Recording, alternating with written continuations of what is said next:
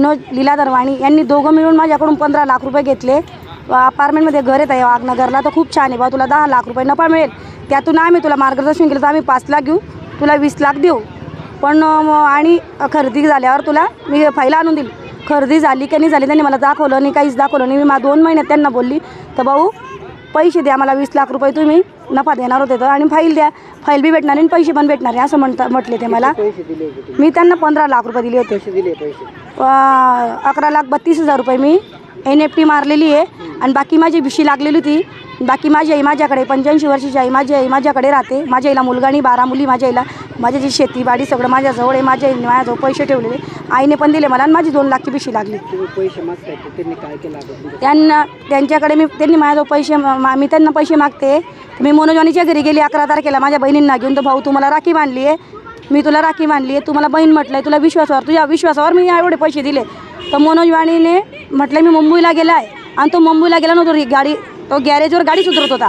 आम्ही रेखा पाटीलकडे गेलो सगळ्या बहिणी, रेखा पाटीलने आतून कड्या लावून घेतल्या, आम्ही रिटर्न येऊन गेलो।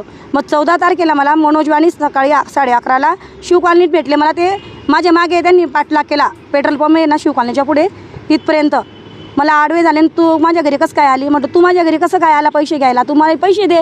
पैसे दिले, विषय संपला। तर मला तो चुकीचे शब्द वापरत होता, मग मी त्याच्यावर रामानंद पोलीस स्टेशनला केस केली तर लगेच मनोजवानीने रेखा पाटील आणि त्यांना बोलवलं। रेखा पाटीलने माझ्या अनोळखी बायांना आणलं, माझ्यावरती आपण हल्ला केला 14 तारखेलाच 1 वाजता।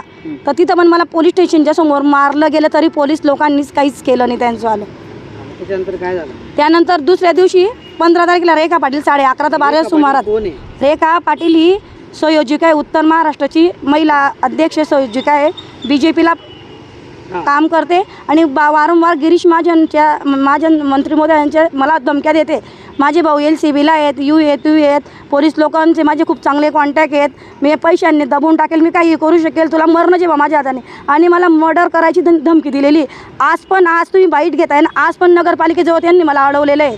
आणि खोटेनगर परवाच्या दिवशी मी बचत गटचा हप्ता द्यायला गेली ना, तिथं बिबा नगरजवळ त्यांनी मला अडवलं होतं, पण मी पळवाट काढून घेतली, तिथून वाचली मी, आणि इथून पण आज वाचली, त्यामुळे मला आज बाईट द्यावी लागते। मला मारहाण झालेली आहे। मी रामानंद पोलीस स्टेशनला तक्रार दिलेली आहे। तुमची मागणी काय असणार? जर तुम्हाला पैसे परत मिळाले? मला पैसे परत मिळाले, माझा विषय संपला, पैसे नाही परत पडले, मी परत तुम्ही माझं बाईट घ्याल तेव्हा तुम्हाला सांगेल मला पुढे काय करायचं आहे।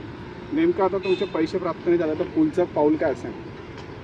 मी आत्मदहन करेल ना माझं आलं, BJPच्या नावाने, ती BJPचं नाव सांगते ना, मी BJPला आहे, मी छावा संघटनेला अध्यक्ष आहे, मी असं आहे, माझ्याकडे बाया आहे, मी मर्डर करेल, आणि मी माझ्याकडे विषारी काहीतरी पदार्थ आहेत माझ्याकडे, ते तुला स्प्रे करेल मी। कोण बोलते असं? रेखा पाटील बोलते ना मला।